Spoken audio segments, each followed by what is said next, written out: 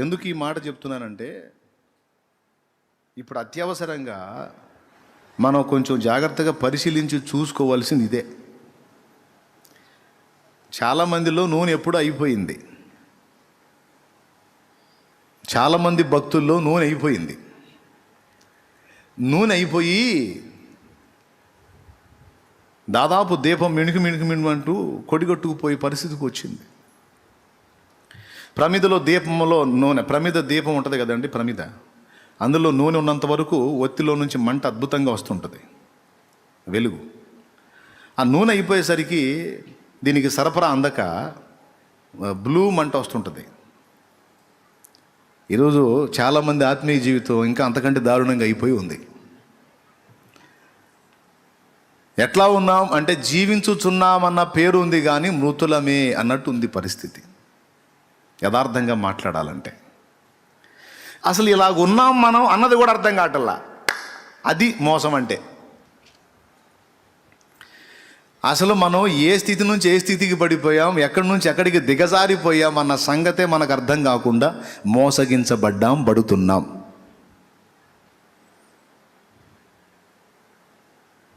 పరిశుద్ధాత్మ శక్తిని కోల్పోతే ఏం జరిగిద్దో చెప్తున్నాడు. పరిశుద్ధాత్మ శక్తిని కోల్పోయినప్పుడు, ఆత్మ అభిషేకం తరిగిపోయినప్పుడు ప్రార్థన పట్ల ఆసక్తి తరిగిపోతుంది. దేవునితో మాట్లాడబుద్ధి కాదు, ఇది జబ్బు లక్షణం, వ్యాధి లక్షణం. దేవుని మాట ఇంపుగా అనిపించదు, దేవునితో సమయం గడుపుదామని అనిపించదు. ఇక లోక సంబంధమైన వాటి మీద ఎక్కువ వ్యామోహం కలిగి ఆ వ్యవహారాల మీద మునిగి తేలుతూ ఉంటాం. వాక్యం పట్ల వేద గమ పఠనము కాదది అన్నాడు. పరిశుద్ధాత్మ లేకపోతే నీ ధ్యానం కూడా ధ్యానం కాదరా, నీ వాక్యం పట్ల ఆసక్తి పుట్టదు. వాక్యం ఒకవేళ చదివినా అది ఆచారంగా ఉంటుంది తప్ప సరిగ్గా నువ్వు దాన్ని ప్రత్యక్షత పొందలేవు, దానిలో రుచిని పొందలేవు. అంటే వాక్య ఆసక్తి తగ్గిపోతుంది. ఒకవేళ చదివినా ఏం అర్థం కాదు, ప్రత్యక్షత దొరకదు. 2, 3 ఆత్మీయ జీవితం ఎండిన స్థితికి దిగజారిపోయింది. ఆత్మచేత నింపబడి ఆత్మ ప్రభావంతో ఆత్మ పూర్ణులమై పరిశుద్ధాత్మ పులకింతలో మనం ఉంటే పాట మారిపోద్ది. వెగటు గలిగే ఈ లోకమేగా, ఆశ గలిగే నీతో నుండగా. చూడండి, ఆత్మపూర్ణులై ఉన్న వాళ్ళకి లోకం ఎలా ఉంటుందంటే ఎలా ఉంటుంది, మైండ్ ఎలా ఉంటుందంటే ఎప్పుడు ఆయన సన్నిధికి వెళ్దాం, ఆయన సన్నిధిలో గడుపుదాం, ఆయన మందిరంలో గడుపుదాం అని ఆ మందిరాన్ని ప్రేమిస్తూ, సన్నిధిని ప్రేమిస్తూ, సహవాసాన్ని ప్రేమిస్తూ ఈ తపంలో ఉంటారు. వెగటు గాలిగే ఈ లోకమేగా, యుగ యుగములు నీతో నుండగా. వెగటు గాలిగే ఈ లోకమేగా, యుగ యుగాలు నీతో నుండగా. నీ గుడారములో నుందునుగా, నీ గుడారములో నుందునుగా. నీ కొరకేనే వెదకేను దేవా, నాకొకసారి కనిపించరావా. నీ కొరకేనే వెదకేను దేవా, నాకొకసారి ప్రభు మొర వినవా, ప్రభు మొర వినవా. నీ కొరకేనే వెదకేను దేవా, నాకొకసారి కనిపించరావా. నీ కొరకేనే వెదకేను దేవా, నాకొకసారి కనిపించరావా. దేవునికి మహిమ. అభిషేకం తరుగు అడిపోతే, ఆత్మను కోల్పోతే ఆశ గలిగే ఈ లోకమేగా అని పాడుకోవాల్సి వస్తుంది. వెగటు గలిగే నీతో నుండగా. జస్ట్ పదాలు మారిపోతాయి. పిచ్చి గలిగే ఈ లోకమేగా, విరక్తి పుట్టే నీతో నుండగా.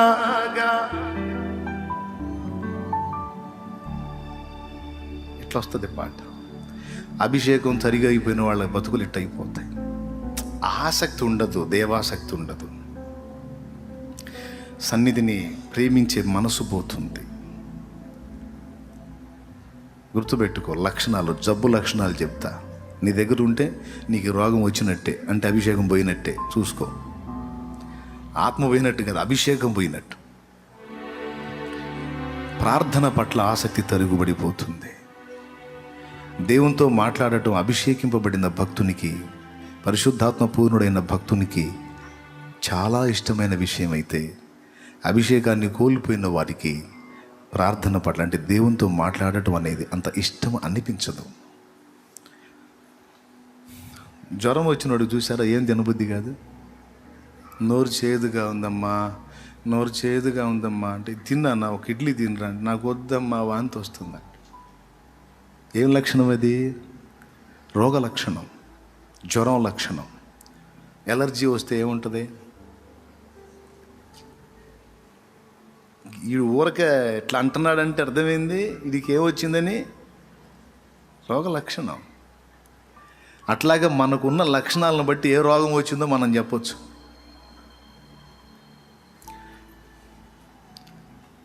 పరిశుద్ధాత్మ పూర్ణులైన వాళ్ళు, వాళ్ళ ఆలోచన విధానం, వాళ్ళ పరవశం, వాళ్ళ ఆనందం, వాళ్ళ తన్మయత్వం డిఫరెంట్. ఆత్మపూర్ణులైన వాళ్ళ ఆలోచన విధానమే వేరు. ఆత్మ సంబంధమైన పరవశంలో ఉంటారు. నోరు తెరిచి పాడినా, మాట్లాడినా, కీర్తించినా ప్రభువునే. ఎక్కడ కూర్చున్నా, ఎక్కడ లేచినా తలంపులంతా ఆయనే. కాస్త ఈ లోకం మజాగా ఉంది, కాస్త చూడంటే ఒరే తీరా బాబా నాకెందుకు, కాస్త ఈ మ్యాటర్ చూడు, ఇదేదో కొంచెం నవ్వు పుట్టించేటట్టుంది, అరే పోరా స్వామి, నాకొద్దు బాబు. కాస్త ఈ సినిమా చూడు, భలే బాగుంది, నాకు వద్దురా నాయన. ఈ సీరియల్ చూడు, అసలు అచ్చం నీ స్టోరీ, నా స్టోరీ లేదు, నీ తలకాలి, ఏం తెలుసురా నీకు నా స్టోరీ. పరిశుద్ధాత్మ పూర్ణులైన వాళ్ళు దేవుని సంబంధమైన భారముతో, ఇష్టముతో, ఆసక్తితో మునిగి తేలుతుంటారు. ఒక మాటలో చెప్పాలంటే ఒక పరవశంలో ఉంటారు ఆత్మ పూర్ణులు. ఆ పులకింత వేరు, ఆ తన్మయం వేరు, ఆ స్పర్శే వేరు. ఆ వ్యక్తులతో కలిసి మాట్లాడిన మనకే అది టచ్ అవుద్ది. ఆ పాట విన్నా, ఆ మాట విన్నా, ఆ మనిషిని సమీపించిన ఆ స్పర్శ మనకు కూడా అర్థమైద్ది. వారు ఏ ఆత్మను పొందుకొని ఉన్నారో చెప్తున్నాగా, వారు ఏ ఆత్మను కలిగి ఉన్నారో ఆ మనిషిని స్పర్శ అర్థమైపోద్ది మనకి. ప్రతి ఒక్కరు ఆలోచించాల్సిన పాయింట్ ఇది. చాలామందికి రోగ లక్షణాలు చాలా బయటపడ్డాయి. పరిశుద్ధాత్మ మనల్ని దేవునితో సంభాషించడానికి నడిపిస్తాడు. ఒక ఆయన చూపిస్తా. ప్రస్తుతం మన ముఖ్యమంత్రి గారు ఎవరండి? జగన్మోహన్ గారు. ఒక రాజ్యానికి రాజు అయిన వానికి ఎన్నో బాధ్యతలు ఉంటాయి. ఇప్పుడు మనకి ఎన్ని శాఖలు ఉన్నాయి? విద్యాశాఖ, వైద్య శాఖ, విద్యా వైద్య ఆరోగ్య శాఖ, పరిశ్రమల శాఖ, భారీ నీటిపారుదల శాఖ, రెవెన్యూ శాఖ, అటవీ శాఖ,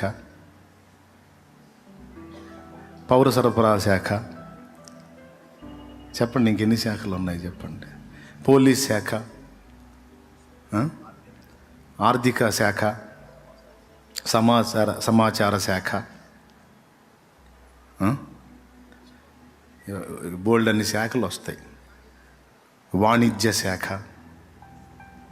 చెప్పండి, ఇన్ని శాఖలు, ఆ శాఖల్లో వచ్చేటువంటి సమాచారాలు, వాటికి పరిష్కారాలు. అవునా? చల్లని ఏసీ గదిలో ఉండటం ఒక్కటే తప్ప లోపల నుంచి భయంకరమైన ఉష్ణం పుడుతుంది, వేడి. ముఖ్యంగా తలకాయలోంచి ఇంకా ఎక్కువ హీట్ వస్తుంది అన్నమాట. ఉదయం నిద్ర లేచింది మొదలుకొని సాయంత్రం నిద్రలోనికి వెళ్ళేంతవరకు ఈ మధ్యలో పాపం ప్రతి గంట ప్రతి నిమిషము ఒక ముఖ్యమంత్రి స్థానంలో ఉన్న వ్యక్తి ఆ పదవి 5 ఏళ్ళు కంప్లీట్ అయ్యేంత వరకు ప్రతిరోజు ప్రతి గంట ప్రతి 10 నిమిషాలు అతనికి విలువైందే. గ్యాప్ లేకుండా కష్టపడాల్సిందే, అవునా కాదా? ఎప్పుడన్నా ఒక పూట గ్యాప్ వస్తే ఆ గ్యాప్లో కూడా ఎవరో ఒకళ్ళు ఏదో ఒకటి అడుగుతూనే ఉంటారు. కనీసం భార్య బిడ్డలు తీసుకుని అట్లా సరదాగా ఏదన్నా వెళ్ళినా కూడా అక్కడ కూడా ఫోన్లు, అక్కడ కూడా మంతనాలు. ఎన్టీ రామారావు గారి గవర్నమెంట్లో ఆయన ఏదో సమస్య పదవి వచ్చిన తర్వాత ఏదో సమస్యలో ఆయన వేరే ప్రాంతానికి వెళ్ళి వచ్చేసరికి ఇక్కడ గవర్నమెంట్ మారిపోయింది. అంటే జాగ్రత్తగా కాచుకుంటూ ఉంటారు. రాజ్యాన్ని అశ్రద్ధ చేయకూడదు, ఈ శాఖల్ని నిర్లక్ష్యం చేయకూడదు, ప్రజల బాగోగులు విస్మరించకూడదు. ఇందులో మళ్ళా ఎక్కడన్నా ఉపద్రవాలు వచ్చినా, పంటలు ముంపు గురైనా, ప్రకృతి వైపరీత్యాలు ఏదైనా జరిగినా అప్పుడు అక్కడక్కడ స్పాట్ వెళ్ళిపోయి అక్కడ విజిట్ చేసి వాళ్ళని పరామర్శించి చేయాలి. ముఖ్యమంత్రి ఖాళీ ఉంటుందా? నాకు చెప్పండి, ఉంటుందా? ఆయన చేసేది ఏముంది, ఫ్రీగా ఎప్పుడు ఖాళీయేగా అంటారా? నన్ను కూడా చాలామంది అంతే అనుకుంటారు. ఏందమ్మా శుక్రవారం ఓ ప్రసంగం, బుధవారం ఓ ప్రసంగం, ఆదివారం ఓ 2 4గా, ఇంకా మిగిలిన రోజులంతా ఏం చేస్తాడు ఏంది అంటారు. రా నామిడి తిరుగు, మెంటల్ హాస్పిటల్లో చేరతావు. పిచ్చి ఎక్కకపోతే అప్పుడు అడుగు మళ్ళీ.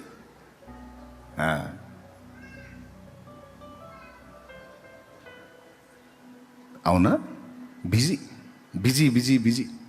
ఎటు గదిలో మంది మార్బలం, ముందు ఒక 10 బళ్ళు, వెనక ఒక 10 బళ్ళు అన్నట్టు. పాపం ఏం స్నానం చేసుకుంటారో, ఏం టిఫిన్ చేస్తారో, బయటకు వస్తారు, ఇక తిరుగుడు. అది కూడా అవకాశం లేకపోతే పొద్దున్నే ఒక దగ్గర టిఫిను, ఒక దగ్గర లంచ్, ఒక దగ్గర డిన్నర్ అన్నట్టు అవుతుంది. ఇది ఒక రాజు, ఒక ముఖ్యమంత్రి స్థాయి వ్యక్తి బ్రతుకు. ఇంకా ఇబ్బంది రాజు జీవితం. రాజుకి రాజ్యంలోని బాధ్యత లేక శత్రువుల నుండి తప్పించుకోవటానికి మెళకువలు కావాలి ఎప్పటికప్పుడు. కానీ విచిత్రం చెప్పనా, పరిశుద్ధాత్మ పూర్ణుడై దేవుని యుద్ధాలు చేసి విజయం సాధించి దేవుని కొరకు నిలబడిన భక్త దావీదు ఒక డేకొచ్చి 10 సార్లు దేవునితో గడిపాడు. ఇది నాకు ఆశ్చర్యకరమైన విషయం. 10 సార్లు చూసుకో. మళ్ళీ మనం ఎగిరెగిరి చేసిన 3 రోజులు, రోజుకు 3 సార్లు ప్రార్థన చేయం. మళ్ళీ నేను చెప్పింది నీ బైబిల్లో చూపిస్తా. 119వ కీర్తన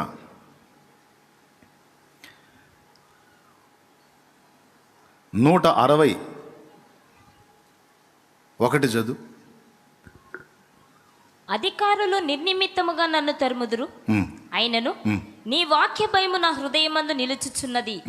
విస్తారమైన దోపు సొమ్ము సంపాదించిన వాని వలె నీవిచ్చిన మాటను బట్టి నేను సంతోషించుచున్నాను. అబద్ధము నాకు అసహ్యము, అది నాకు హేయము. నీ ధర్మశాస్త్రము నాకు ప్రీతికరము. నీ న్యాయ విధులను బట్టి దినమునకు 7 మారులు నేను నిన్ను స్తుతించుచున్నాను. అద్దుగా అక్కడ అండర్లైన్ చేయి. నీ న్యాయ విధులను బట్టి దినమునకు 7 మార్లు నేను నిన్ను స్తుతించుచున్నాను అంటే అర్థమైందండి. 7 సార్లు అంటే అబ్బాయి లెక్క రాసుకో. దేవా నీ ధర్మశాస్త్రమును బట్టి స్తోత్రం 1 రాసావా? దేవా నీ ధర్మశాస్త్రమును బట్టి స్తోత్రం 2. మనోళ్ళు కానీ దేవుడు కార్యం చేసినందుకు స్తోత్రం చెప్పండి అంటే స్తోత్రం స్తోత్రం స్తోత్రం స్తోత్రం స్తోత్రం. శృతుల్లో స్తోత్రం చెప్పినట్టు దేవుడు మన ప్రార్థన విన్నందుకు దేవునికి స్తోత్రం చెప్దాం. స్తోత్రం స్తోత్రం స్తోత్రం స్తోత్రం స్తోత్రం స్తోత్రం. ఇక చాలే. అట్లా రోజుకి 7 సార్లు, పొద్దున ఒకసారి, మధ్యాహ్నం ఒకసారి, సాయంత్రం ఒకసారి, మధ్య గ్యాపుల్లో ఒకసారి అట్లా చెప్పుంటాడా?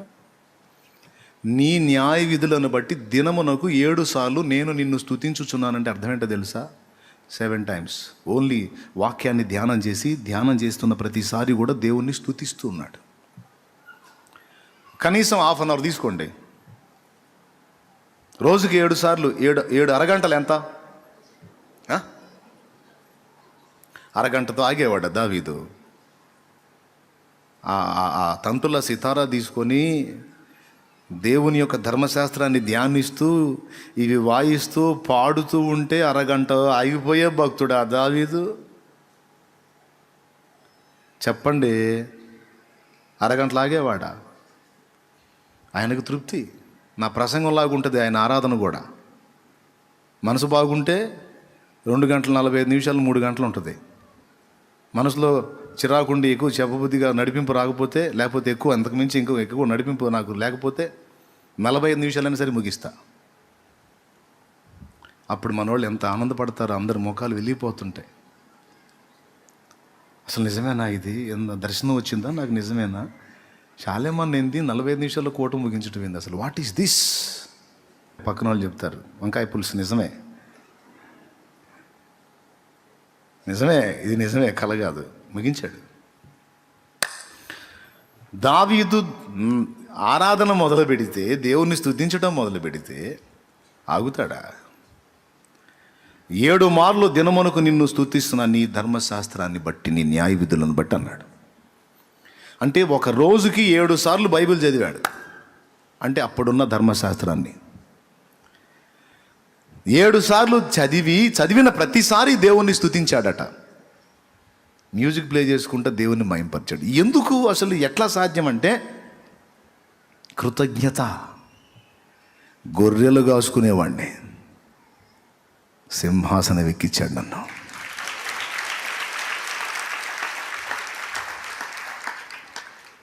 పెద్ద అన్న చెప్పి, చిన్న అన్న చెప్పి, 3 అన్న చెప్పి, 4 అన్న చెప్పి, 5 అన్న చెప్పి, 6 అన్న చెప్పి, అమ్మ చెప్పి, నాన్న చెప్పి, అందరికీ దాసుణ్ణి. ఎవరు ఏది చెప్తే అది చేయాలి. ఇప్పుడు ఏలికనయ్యాను. అందరూ నా మాట కోసం గడగడలాడుతున్నారు. నేను ఏది చెబితే అది చేయటానికి కుప్పలు తెప్పలుగా మనుషుల్ని దేవుడు నాకు ఇచ్చాడు. ఆయన కృప గదిదే, ఆయన దానం గదు, ఆయన దయ గదు. మరి ఇంత నా చేతికి అప్పగించిన దేవుణ్ణి మయంపరచడం కంటే నాకు ఇంక గొప్ప సంగతి ఏంది? కాబట్టి ఆయనే ముఖ్యం. ఆయన ధ్యానమే ముఖ్యం, ఆయన గానమే ముఖ్యం. ఆయనే కదా నన్ను ఇంతవాణి చేసింది. ఇంకా ఆయనకంటే ఎక్కువే ఉంది. హల్లెలూయా. రోజుకి ఎన్నిసార్లు ధ్యానం చేయటం, వాక్యం చదవటం, స్తుతించటం. 3 సార్లు ప్రార్థన. మళ్ళా యూదుల ఆచారం ప్రకారం దానియేలు గ్రంథము 6వ అధ్యాయము 10వ వచనం చదువు తల్లి. ఇట్టి శాసనము సంతకము చేయబడినని దానియేలు తెలుసుకొనినను అతడు తన ఇంటికి వెళ్ళి యథాప్రకారముగా అనుదినము 3 మోకాళ్ళుని తన ఇంటి పైగది కిటికీలు యెరూషలేమును తట్టునకు తెరువబడి ఉండగా తన దేవునికి ప్రార్థన చేయుచు ఆయనను స్తుతించుచు వచ్చెను. రోజుకి ఎన్నిసార్లు తింటాం మనం? అమ్మా, పొద్దున, మధ్యాహ్నం, సాయంత్రం. ఉదయకాలపు నైవేద్యం, మధ్యాహ్న కాలపు నైవేద్యం, అస్తమయపు, సాయంకాలపు నైవేద్యం అన్నట్టు. యూదుల ఆచారంలో కనీసం దినమునకు 3 ప్రార్థన చేసేవాళ్ళు. ఈ ప్రార్థనా కాలాలు కూడా బైబిల్లో రాయబడ్డాయి. అపోస్తలుల కార్యం 3:1 చూస్తే పగలు ఇంచుమించు 3 గంటల వేళ ప్రార్థనా కాలమున అంటాడు. ఇక ప్రొద్దున్నే ఒకటి వేసుకోండి, మధ్యాహ్నం 3 ఒకటి వేసుకోండి, సాయంత్రం ఒకటి వేసుకోండి, అయిపోయిందా? 3. ఈ 3 కాలాల ప్రకారం దానియేలు బబులోన్లో ప్రార్థన చేశాడు దినమునకు 3 మార్లు. ఇప్పుడు దానియేలు ప్రార్థన చేశాడు అంటే వాళ్ళ క్రమం కదా అది. మరి దావీదు చేయడా? సో దానియేలు క్రమం ప్రకారం కనీసం రోజుకు 3 సార్లు ప్రార్థన చేసుకుంటే, 7 సార్లు వాక్య ధ్యానం చేసి స్తుతిస్తే, ఇప్పుడు మొత్తం గంటలు ఏందో నాకు చెప్పండి. అసలు ఎట్లా సాధ్యమండి? ఒక రాజు అనేవాడికి ఎన్ని మెంటల్ టెన్షన్స్ ఉంటాయి, ఎన్ని మానసిక ఒత్తిళ్ళు ఉంటాయి. పాస్టర్లు కూడా నేర్చుకోవాల్సిన పాఠం ఇది. దైవజనులు కూడా గుర్తుపట్టాలా. చూడండి, 10 సార్లు దేవుడితో గడపటమా రోజుకి? మరి రాజ్య భారాలు ఎప్పుడు చక్కబెట్టాడు? యుద్ధాలు ఎక్కడ చేశాడు? అసలు ఎట్లా జరిగింది అంటే అన్నీ అయ్యే జరిగిపోయినాయి. దావీదు మాత్రం రోజుకి 10 సార్లు దేవునితో గడిపాడు. అభిషేకంతో నింపబడి ఆత్మపూర్ణుడైన వాడు రాజ్యంలో కూర్చొని రాజుగా అయితే ఉన్నాడు, కానీ తన హృదయ సింహాసనం మీద దేవునినే రాజుగా చేసుకొని ఆయన ఆరాధించుకోవటంలోనే పరవశంలోనే మునిగిపోయాడు. ఎప్పుడైతే ఇది తరిగిపోవటం మొదలుపెట్టిందో ఆటోమేటిక్గా ఉదాసీనత వచ్చేసింది దావీదుకి. చిన్నగా వెనక్కి జారటం మొదలుపెట్టాడు. ఒక రాజుకి ఎంత మానసిక ఒత్తిడి ఉంటుంది, ఎన్ని బాధ్యతలు ఉంటాయి, ఎన్ని టెన్షన్స్ ఉంటాయి, అన్నీ పక్కన పెట్టి దేవునితో గడిపిన వాడు సమూయేలు 2వ గ్రంథంలోకి వచ్చేసి 11వ అధ్యాయం 1వ వచనం నుంచి మీరు చదవగలిగితే విచిత్రమైన మాటలు రాస్తున్నాయి చూడండి. వసంతకాలమున రాజులు యుద్ధమునకు బయలుదేరు సమయమున దావీదు యోవాబును అతని వారిని ఇశ్రాయేలులందరినీ పంపగా ఒక్క నిమిషం ఆగండి. వసంతకాలమున రాజులు యుద్ధమునకు పోవు టైం, వసంతకాలమున రాజులు యుద్ధానికి పోయే టైం. మరి ఈయన ఎవరు? ఈయన పోయాడా? మిగిలిన వాళ్ళని పంపించాడు. మరి ఈయనేం చేస్తున్నాడు? ఉదయకాల ప్రార్థన చేశాడో లేదో, ఏడుమాలు స్తుతించాడో లేదో ఎన్ని పక్కన పెడితే ప్రొద్దుగుంకు వేళ పడక మీద నుంచి లేచాడు అంటే ఎప్పుడు పండుకొని ఉంటాడు? అనయ్య మధ్యాహ్నం ప్రార్థన 3 ప్రార్థన ఉంటుంది కదా, 3 ప్రార్థన చేసుకొని 4 పండుకొని ఉంటాడు అన్నయ్య. మనమా అయింది గంట ప్రార్థన చేయడానికి. దావీదు అతను గంట అరగంటోడు కాదు, మనం టైం పెట్టుకుంటాం. టైం వాక్యం కూడా అంతే. నేను రోజుకు ఒక అధ్యాయం చదువుతాను అన్నయ్య. ఇంకొక అధ్యాయం చదివితే అమ్మో కరిగిపోను. రోజుకు ఒక అధ్యాయం. అరగంట ప్రార్థనలో ఉంటాను అని. అరగంట ఫోన్లే తల్లి బంగారు తల్లి అరగంట ఉన్నాను. ఇంకొకడు ఉంటాడు మరి 5 నిమిషాలు కూడా చేయడు. మిమ్మల్ని కాదులే 5 నిమిషాలు కూడా చేయనోడు ఉంటాడు ఒక్కొక్కడు మహాభక్తుడు. మిమ్మల్ని కాదులే చేయని వాళ్ళనే. దావీదు అట్లా కాదు. దావీదు టైం పెట్టుకొని అరగంట గంట 30 గంట కాదు. తృప్తిగా ప్రార్థిస్తాడు, తృప్తిగా ఆరాధిస్తాడు, తృప్తిగా ధ్యానిస్తాడు. నా ధ్యానము నీ దృష్టికి ఇంపైనదిగా ఉండనిమ్మని ప్రార్థన చేసినాడు. బాగా వినండి, సీరియస్ మ్యాటర్ ఇది. సరిగ్గా వినకపోయారా మీరే నష్టపోతారు, నేను కాదు. నాకు బల్బు వెలిగింది, నేను మీకు చెబుతున్నాను. అది మీకు కూడా వెలిగితే బతికిపోతారు. ఏముందిలే అనుకుంటే మీ కర్మ. లైవ్లో ఉన్న వాళ్ళు కూడా వినండి జాగ్రత్తగా. 3కి ప్రార్థన చేస్తే 3కి మొదలు పెడితే ఎన్నింటికి అయిపోయింది? కనీసం 1 గంటన్నర వేసుకుందాం. 4:30కి పండుకుంటే అటు మేసులు ఇటు మేసులు నిద్ర పట్టేది ఎప్పుడు? తిరిగి లేచేది ఎప్పటికైద్ది? 4:30కి వెళ్ళి పడక మీదకి వెళ్తే ప్రొద్దుగుంకు వెళ్ళి ఎప్పుడు? 6 గంటలు. 6 గంటలకు లేచి ఉంటాడా గంటన్నరలో? రాజు పండుకుంటే గంటన్నరలో లెగుస్తాడా? ఎవడో సప్పుడు చేయడానికి లేదు. వింజామరలు తీసుకొని విసురుతూ ఉంటారు. కాళ్ళు వచ్చేవాళ్ళు, ఏళ్ళు లాగేవాళ్ళు, బోల్డ్ అంత సర్వీస్ ఉంటుంది. స్తోత్రం. 1 గంట 30 గంటలు లెగుతాడా? కానీ ఇక్కడ ప్రొద్దుగుంకు వేళ పడక మీద నుండి లేచాడు అని ఉంది. మొదటి తప్పు యుద్ధానికి వెళ్ళలేదు. 2వ తప్పు ఎప్పుడు పండుకున్నాడో తెలుసా? మధ్యాహ్నం లంచ్ అయిపోగానే పడకెక్కాడు. పడకెక్కి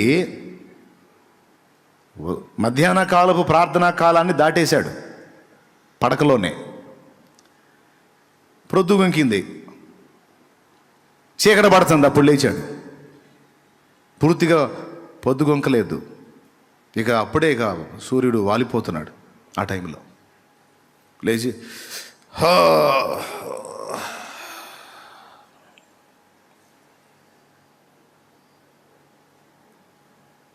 ఎన్నింటికి? ఆ జాములు లేచానరే ఏంటో నేను 3 ప్రార్థన చేయలేదు, ప్రార్థన కొట్టాను, ఏంది అసలు స్తుతి ఆగిపోయింది, ప్రార్థన ఆగిపోయింది అప్పుడన్నా పరిగెత్తొద్దు. స్తోత్రం ప్రభా క్షమించని.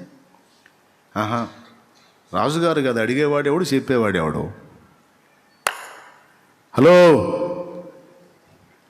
పాస్టర్ గారిని కూడా అడిగేవాడేవాడు, చెప్పేవాడేవాడు. దేవునికి మహిమ కలుగునుగా.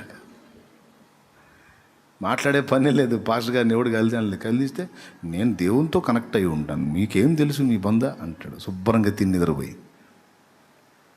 చెప్పలే. సరే, మీ సంగతి తీసుకోండి. ఎవరి భక్తి సాధనకు వాళ్ళే రాజులు, వాళ్ళే రాణులు. మిమ్మల్ని అడిగేవాళ్ళు ఎవరు? క్వశ్చన్ చేసేవాళ్ళు ఎవరు? గద్దించేవాళ్ళు ఎవరో? ఇవాళ ప్రార్థన చేసావా? నువ్వు జాగ్రత్తగా ఉన్నావా? వాక్యం చదివావా? చదవలేదు. ఎందుకు చదవలేదు అనేవాళ్ళు ఎవరు ఉన్నారు?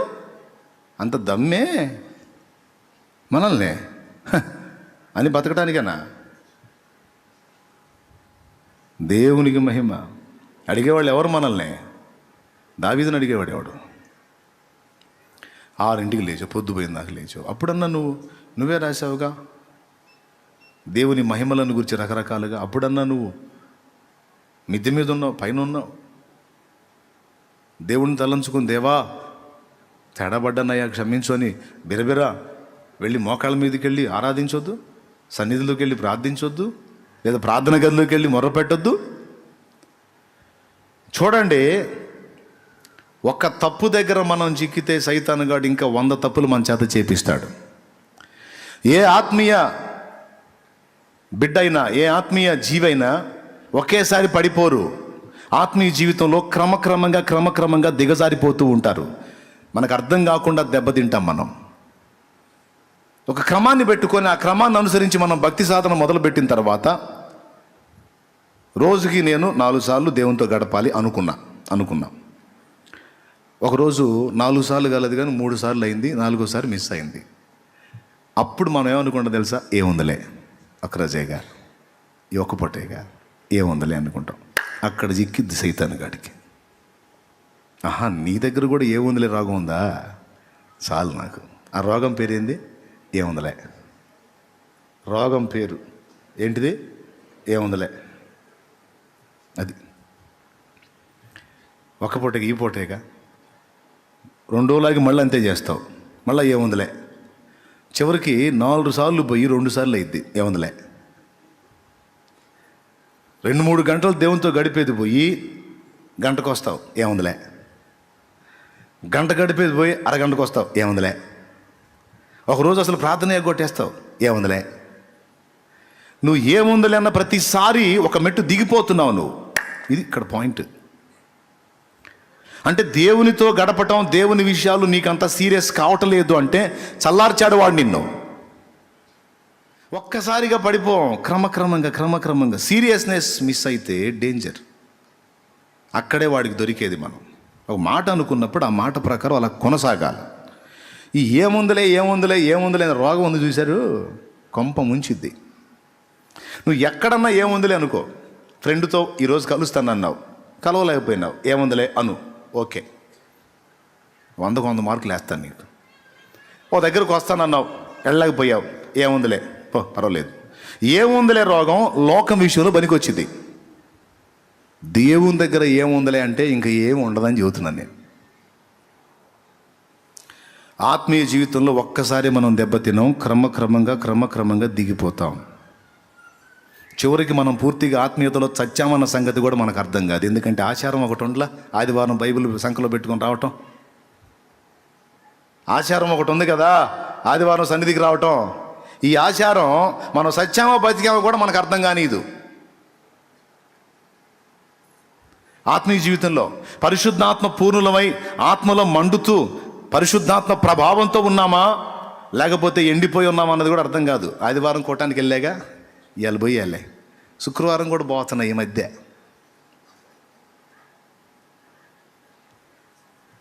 ప్లీజ్ దయచేసి ఇది మర్చిపోకూడదు. ఇది సేవకుడైన విశ్వాస ఎవరైనా సరే అత్యవసరమైన విషయం. ప్రార్థన పట్ల వెగటు వచ్చేస్తుంది, లోకం దగ్గర అవుతూ ఉంటుంది. ఒక్కసారి తెచ్చిపెట్టాడు లోకన్నాడు, కొంచెం చూపిస్తుంటాడు. పెద్ద కుట్ర జరిగిద్ది మన ఆత్మీయ జీవితం పతనం చేసేదాని దగ్గర. పెద్ద కుట్ర, దయ్యాలు, దురాత్మలండి. ఒక్కసారి నాశనం చేయవు, మెల్లమెల్లగా విషం ఎక్కించినట్టు ఎక్కిస్తాయి మన ఆత్మీయ జీవితాన్ని పతనం చేయటానికి. కొద్ది కొద్దిగా ఒకేసారి కనెక్ట్ అవ్వం కదా, కొద్ది కొద్దిగా కనెక్ట్ చేసుకొని చివరికి లోకం వైపు తిప్పి ఆ అభిషేకం అంతా తరిగిపోయి జీవశ్చవాల్లాగా మనం మారిపోయేటట్టు కుట్ర జరిగిద్ది. దీన్ని గుర్తుపట్టలేని ఆత్మీయ నాయకుడైనా, విశ్వాసైనా, పరిచారకుడైనా దెబ్బతింటారు. అనేకులకు ప్రకటించిన మీదట నేనే భ్రష్టుడు నగుదునేమో అని నన్ను నేను నలగొట్టుకొని నా శరీరాన్ని లోబర్చుకుంటున్నాను అన్నాడు. వాడు తీసుకొచ్చే ఆ మాయోపాయాలన్నిటికీ సపోర్ట్ చేసేది మన పనికి మాలిన శరీరం. ఈ శరీరాన్ని లోబర్చుకొని ఆత్మను పరిశుద్ధాత్మ చేత బలపరుచుకొని పరిశుద్ధాత్మ పూర్ణులమై ఉండి ఈ దేహముతో దేవుని మహిమపరచాలి. గట్టిగా. కానీ ఏం జరిగేది? ఆత్మీయ జీవితంలో దిగజారి ఆత్మ అభిషేకాన్ని కోల్పోయి శరీరం బలపడిపోయి శారీరక వ్యామోహాల మీద పిచ్చి ఎక్కువైపోయి వాటి మీద ఇంట్రెస్ట్ ఎక్కువైపోయి, చూసుకోండి మీ ఆత్మీయ జీవితం మీరే చూసుకోండి ఒకసారి. ఎవరికాళ్ళు చూసుకోండి, ఎవరికాళ్ళు సేవకులు, విశ్వాసులు అందరూ చూసుకోండి. నేను ముందే చెప్పా, మీరు ఎండిపోయి ఉన్నారో పండిపోయి ఉన్నారో నాకు తెలుసు అని. పరిశుద్ధాత్మ ప్రభావంతో నింపబడి ఆత్మ తీవ్రత కలిగిన స్థితిలో నువ్వు ఎలా ఉన్నావు, నీ భక్తి ఎలా ఉంది, ఇప్పుడు ఎలా ఉంది, ఒక్కసారి వెరిఫికేషన్ చేసుకో.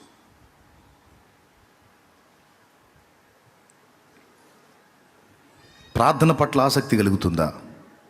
ఇంకా దేవునితో మాట్లాడుకోవడానికి నీ హృదయంలో తపనగా ఉందా? అట్లయితే నువ్వు లైన్లో ఉన్నావు. వాక్యాసక్తి కలిగి ఉన్నావా? ఇంకా దేవుని మాటలు వినగోరి బైబిల్ గ్రంథాన్ని పదే పదే ధ్యానింప ఆశిస్తున్నావా? అట్లయితే నువ్వు లైన్లోనే ఉన్నావు. పరిశుద్ధాత్మ కలిగించే కార్యాలు దేవునితో మాట్లాడటకు మనల్ని రేపుతూ ఉంటాడు. ఆత్మ బలంతో నింపబడి ఉన్నవాడు దేవునితో అనుసంధానమై ఉండటానికి ఇష్టపడతాడు. లోకం దగ్గరకు వస్తే నాకెందుకు రా బాబా పో అంటాడు.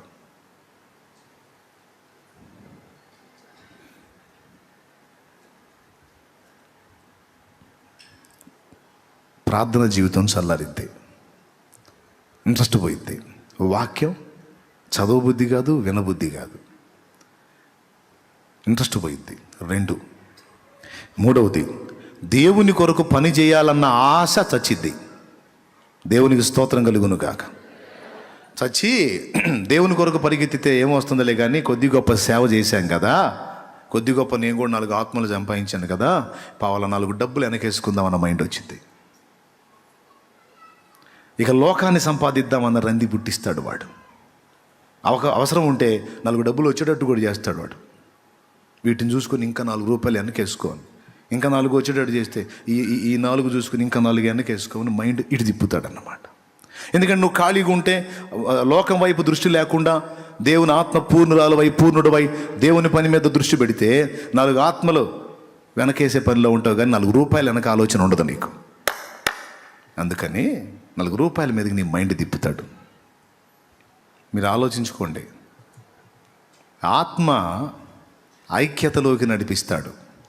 ఈ అభిషేకం కోల్పోయిన వాళ్ళ లక్షణం చెప్పనా, అనైక్యతకి ఇష్టపడతారు.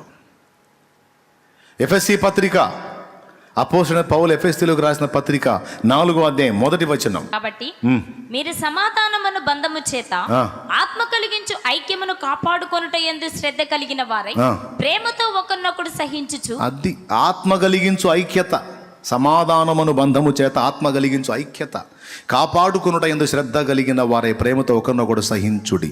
సహించరో, క్షమించరో, ప్రేమించరో, ఐక్యత కోల్పోతారు.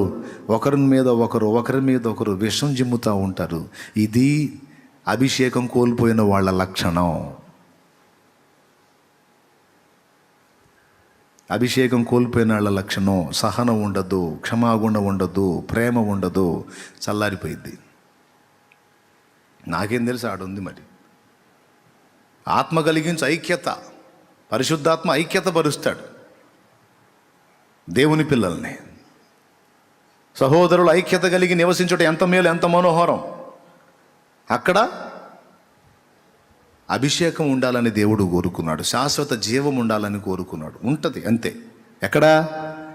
ఐక్యత ఉన్న దగ్గర. ఐక్యతకు పరిశుద్ధాత్మ నడిపిస్తే ఒకరి మీద ఒకరు ద్వేషాన్ని విరజిమ్మటానికి ఏది నడిపిస్తుంది? ఏది నడిపిస్తుంది? దేని చేత నడిపించబడుతున్నావు? ఏ ఆత్మ పని చేస్తుంది? అందరూ ఆలోచించాలి కదా. అనైక్యతకి తీసుకెళ్తుందంటే దైవ జనాంగాన్ని సైతం ఐక్యత కలిగించే మాట కాకుండా అనైక్యతకు తీసుకొచ్చే విధంగా ఒక మాట వెల్లడవుతుందంటే దయ్యం పనది. ఆ మాటను నమ్మి దానికి లోబడ్డ సేవకులైనా, విశ్వాసులైనా, పరిచారకులు ఎవరైనా ఐక్యతను కోల్పోయి అనైక్యతను ఇష్టపడుతున్నారంటే వాళ్ళు దేవుని ఆత్మ కాదు, దయ్యపాత్మ చేత శోధింపబడుతున్నట్లే. చాలా మెళకువగా ఉండాలి. పరిశుద్ధాత్మ ఓర్పు సహనం ఇచ్చి ప్రేమను కలిగించి ఐక్యత తీసుకొస్తాడు. పోన్లే అనుకునేటట్టు చేస్తాడు. దేవునికి మహిమ. మూడు చెప్పా. ప్రార్థనకు రేపుతాడు పరిశుద్ధాత్మ. అభిషిక్తులు ఆత్మ పూర్ణులైన వారు ప్రార్థనకు రేపడతారు, ధ్యానానికి రేపడతారు, ఐక్యతకి ఇష్టపడతారు. 4వది సేవకు రేపబడతారు. అపోస్తల కార్యం 17 ఇంటికి పోయినా చూసుకోండి. పౌలు ఆత్మ ఏథెన్సు విగ్రహములతో నిండి ఉండుట చూచి పరితాపం పట్టలేకపోయాను అని ఉంది. అక్కడ ఆత్మలు నశించిపోతుంటే వాళ్ళ విషయంలో ఒక భారం, ఒక ఆవేదన, అయ్యో దేవా, ఆత్మ పరితాపం. ఈరోజు ఎంతోమంది ఆత్మలు నాశనం అయిపోతుంటే ఇంత ఫీలింగ్ లేకుండా నువ్వు ఉన్నావంటే ఎక్కడ నువ్వు పరిశుద్ధాత్మ పూర్ణుడుగా ఉన్నావు? ఎక్కడ నువ్వు పరిశుద్ధాత్మ పూర్ణురాలుగా ఉన్నావు?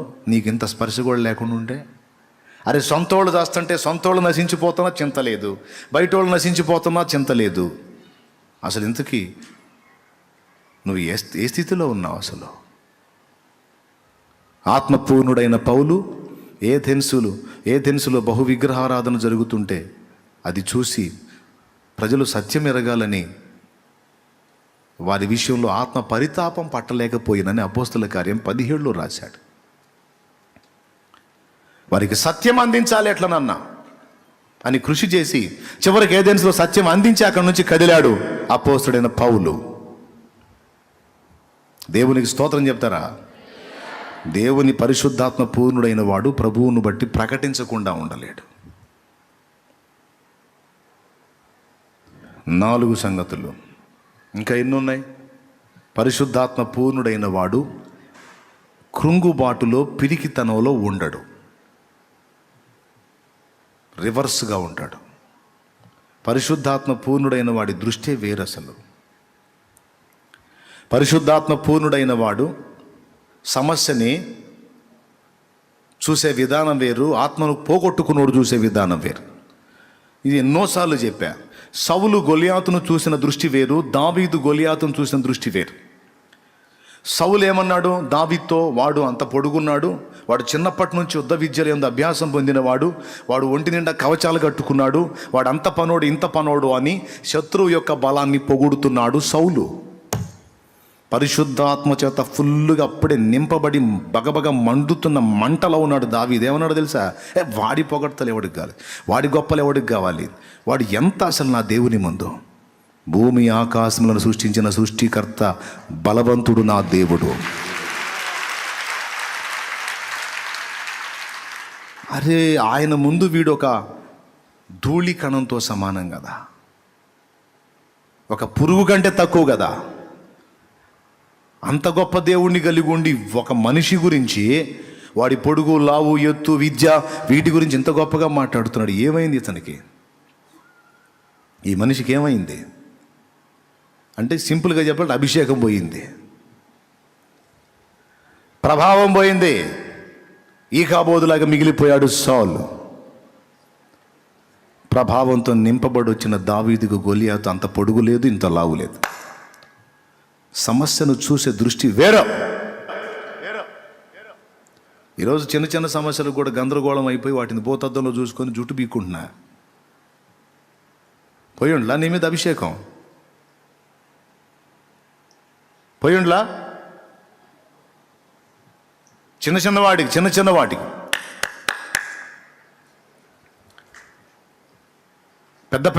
పెద్దయి ఇంకా ఎంత పెద్దవి వచ్చినా ఆత్మపూర్ణుడైన వాడు దాన్ని చూసే దృష్టి వేరు, లెక్క కూడా చేయరు.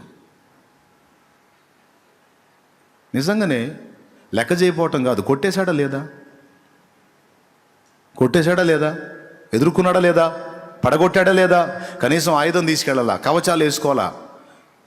జంతువుల్ని తోలే ఒడిసెలతో వాడిని కొట్టేశాడు.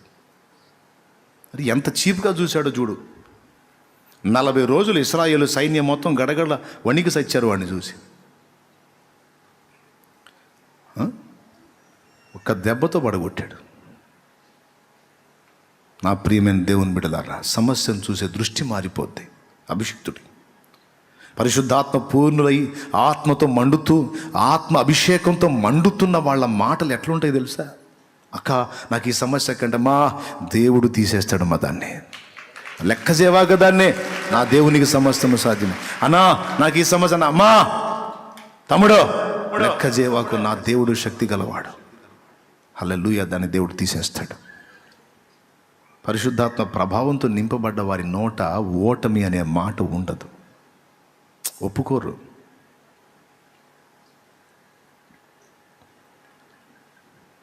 చెప్తున్నా, ఆత్మ అభిషేకం పొందిన వారు క్రీస్తుకు సాక్షులై ఉంటారు. అపోస్తలుల కార్యం 1:6, 1:8, 1:8-9. పరిశుద్ధాత్మ పూర్ణులైన వారిని దేవుడు నిలబెడతాడండి. ఎహెజ్కేలు 2:1. నరపుత్రుడా, నీవు చక్కగా నిలవబడము, నేను నీతో మాట్లాడవలెనో. అంటే నిలబడటానికి ఎహెజ్కేలు ట్రై చేస్తే ఎహెజ్కేలు వల్ల కాలేదు. ఎహెజ్కేలు ప్రార్థించాడు, దేవుడు తన ఆత్మను పంపాడు ఎహెజ్కేలుకి. ఆ ఆత్మ ఎహెజ్కేలులోకి వచ్చాడు, ఎహెజ్కేలు నిలబెట్టేశాడు. అంటే ఆత్మీయ జీవితంలో చక్కగా నిలవటం అనేది పరిశుద్ధాత్మ శక్తి వలన సాధ్యమవుతుంది.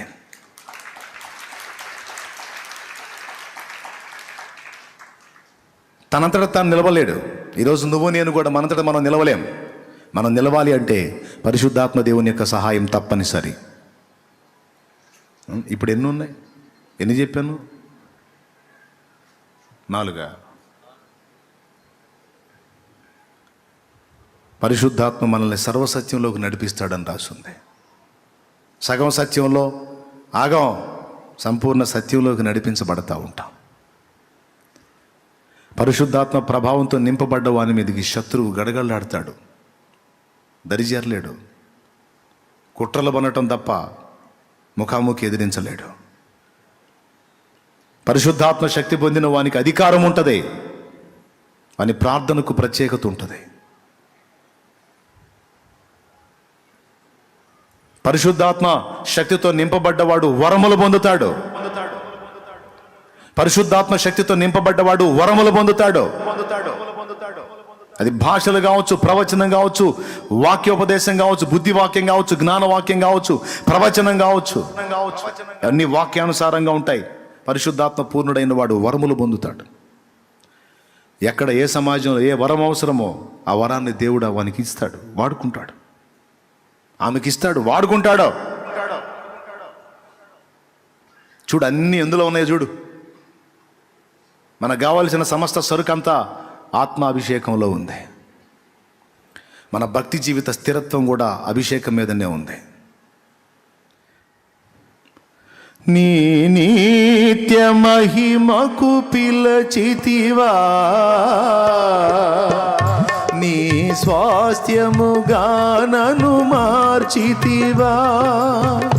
నీ నిత్య మాకు పిలచితివా,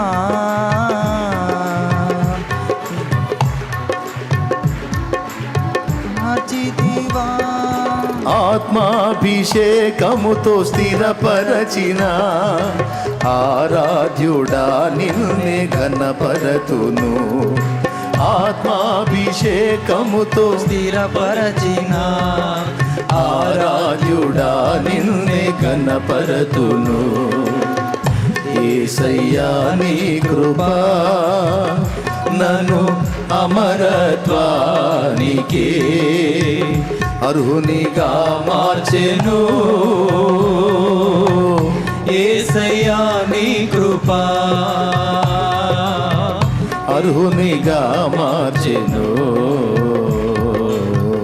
యేసయ్యా నీ కృపా, యేసయ్యా నీ కృపా. ప్రభువుకు స్తోత్రం. పరిశుద్ధాత్మ అభిషేకంలో ఎన్ని విషయాలు ఉన్నాయో చూడు. ఇంకా ఉన్నాయి, అయిపోలా. పాటలు కూడా, మీరు పాడే పాటలు, భక్తులు రాసిన పాటలు కూడా బోల్డ్ అన్ని మ్యాటర్లు ఇస్తాయి పరిశుద్ధాత్మ గురించి. పరిమళించెని నా సాక్ష్య జీవితమే, పరిశుద్ధాత్ముడు నన్ను నడిపించుచున్నందుని, పరిశుద్ధాత్మలో సాక్ష్యం పరిమళించడం అటుంచితే, పరిశుద్ధాత్మ పూర్ణుడైన వాడు ఆత్మలో ఆనందిస్తూ ఉంటాడు, ఓ పరవశంలో ఉంటాడు. మనం ఏ ఆనందంలో ఉన్నాం? మన దృష్టి ఎటుపోయింది? ఎంతమంది అండి ఈరోజు పరిశుద్ధాత్మలో ఆనందించడానికి వెతికిన వాళ్ళు? ప్రతి ఒక్కడికి, చిన్నపిల్లలకి గిలక్కాయ దొరికినట్టు ప్రతి ఒక్కడికి ఒకటి దొరికింది. ఏది చూసినా అందులో చూడటం, అందులో ఇకిలించుకోవటం, సగిలించుకోవటం, ఆనందించటం. లోకానుసారమైన చెత్తలోనే కదా ఈరోజు ఆనందం వెతుకుతున్నాం. పరిశుద్ధాత్మ పూర్ణుడైన వాడు దేవునిలో ఆనందాన్ని వెతుక్కుంటాడండి. దేవునికి స్తోత్రం కలుగును గాక. పిల్లలకి మనం చిన్నప్పుడు గిలకాయలు కొనిస్తాం కదా, అట్లా మీకు తెలుసులే అదేందో. అందరికీ చదువు ఉన్నోళ్ళకదే, చదువు లేనివాళ్ళకదే, పిల్లోళ్ళకదే, పెద్దోళ్ళకదే, ముసలోళ్ళకదే, కుర్రోళ్ళకదే, ఆడవాళ్ళకదే, మగవాళ్ళకదే, అందరికదే. ఏంటిది అది?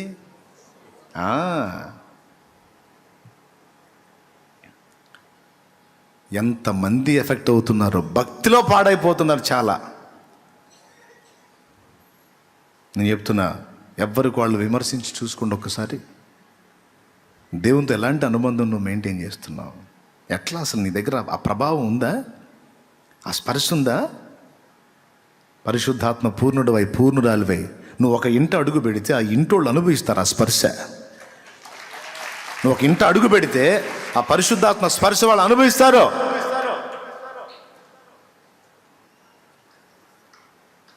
నువ్వు ఒక వ్యక్తిని తాకితే ఆ స్పర్శ వాళ్ళు అనుభవిస్తారు.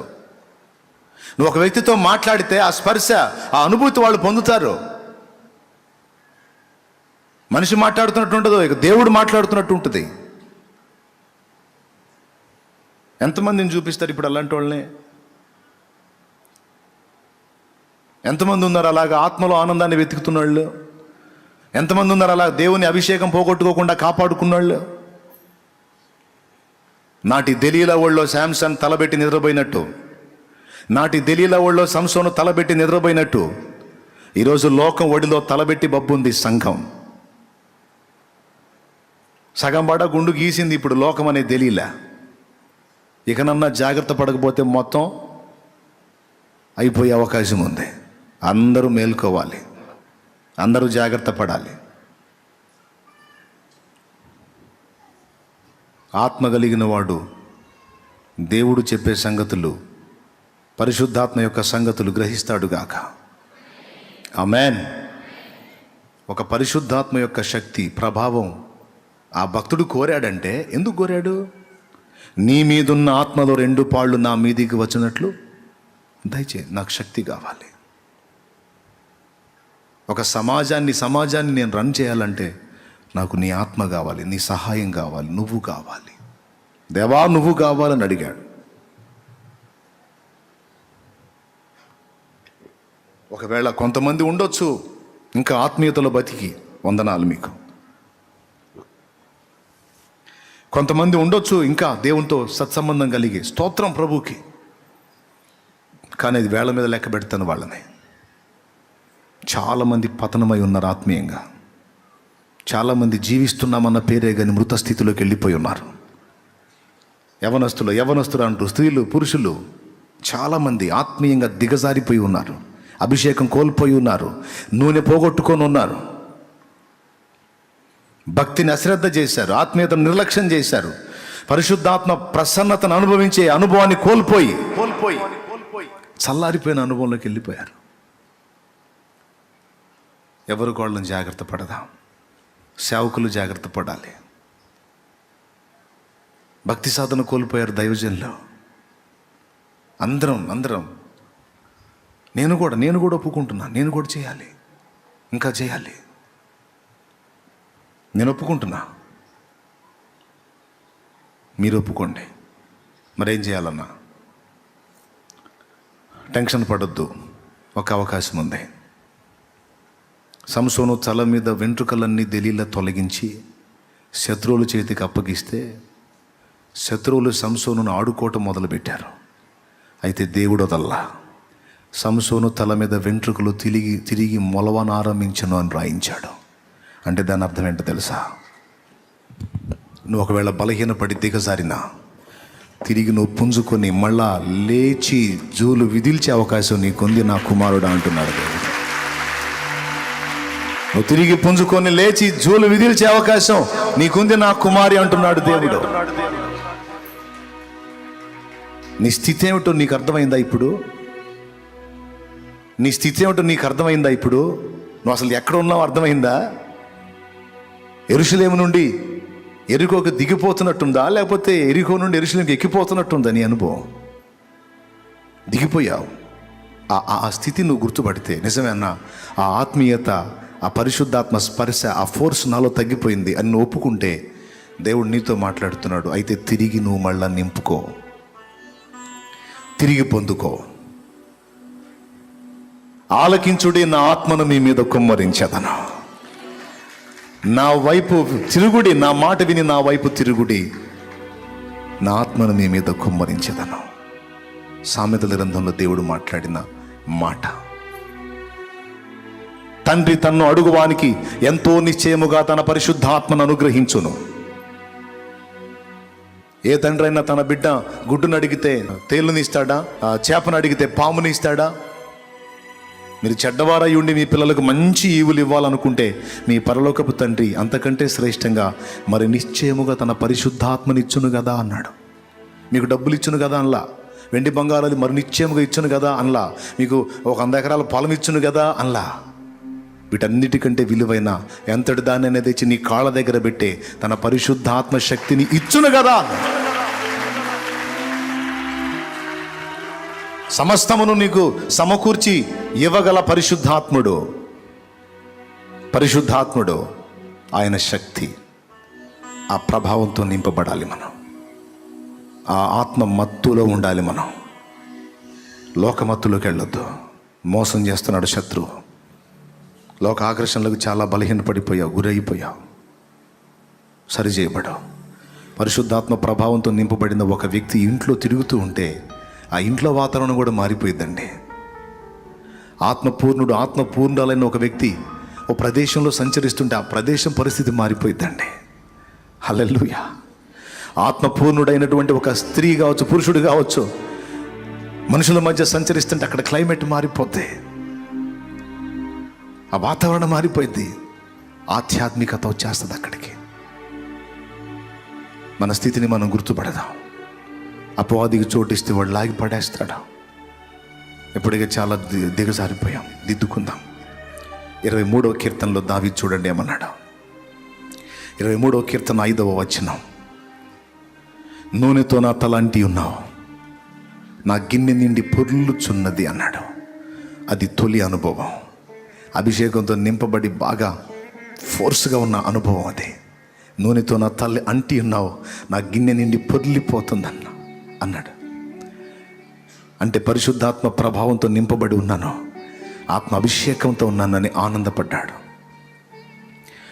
ఆ స్థితిలో తను పాడిన పాట యెహోవా నా కాపరి, శత్రువైనా భయపడనో. చూడండి, అభిషిక్తుడైనటువంటి దావీదు 23వ కీర్తనలో ఒక అభిషిక్తుని యొక్క లక్షణాలన్నీ రాస్తున్నాడు. అభిషిక్తుని లక్షణాలు: గాఢాంధకారపు లోయలకు భయపడడం, అంధకారానికి భయపడడు, శత్రువులకు భయపడడం, ఆహారపు కొదువుకు కరువుకి భయపడడం, నాకు లేమి కలుగదు అంటాడు. శాంతికరమైన జలములు నేను త్రాగుతానంటాడు. నా శత్రువుల ఎదుట నాకు విందు రెడీ అంటాడు. ఇంకా చెప్తాడు, నాకు నా బ్రతుకు దినములన్నీ కృపా క్షేమములే అంటాడు. అంతేకాదు, నాకు చిరకాలము యెహోవా మందిరమే నివాసం, యెహోవా మందిరమే నివాసం, దేవుని సన్నిధే నివాసం, దేవుని పాద సన్నిధే నా నివాసం, ఆయన పాద సన్నిధే నా ప్రపంచం, ఆయనే నా లోకం. అభిషిక్తుడైన వాడు పాడిన పాట అది. ఆత్మపూర్ణుడై ఆత్మతో నింపబడిన వాడు పాడిన పాట.